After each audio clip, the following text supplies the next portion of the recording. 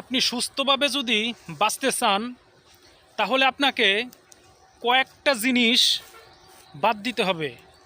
মানে এগুলো আপনি করতে পারবেন না। তার ভিতরে এক নাম্বার হচ্ছে রাগ। আপনি যদি অতিরিক্ত রাগ করেন তাহলে আপনার মানসিক সমস্যা হবে।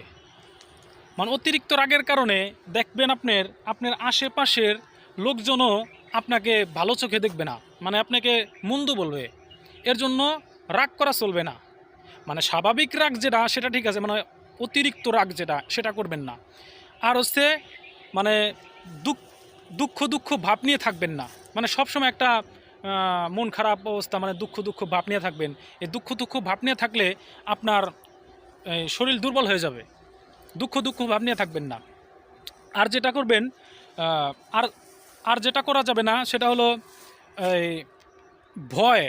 মানে আপনি যে কোনো একটা জিনিসে আপনি ভয় পাচ্ছেন, মানে আপনি এটা করতে গেলে যে এটা হবে কি না, এটা করা যাবে কি না, এটা করলে কি সমস্যা হবে, মানে কোনো কিছু করার আগে আপনি ভয় পান। এই ভয় জিনিসটা মানে বেশি আনা যাবে না। ভাইবা চিন্তা কাজ করবেন ঠিক আছে, কিন্তু মানে অতিরিক্ত ভয় পাবেন না। ভয় ভয় কাজ করলে আপনার শরীর আপনার মানে একটু দুর্বলতা ভাব কাজ করে, শরীর একটু দুর্বল হয়ে যায়।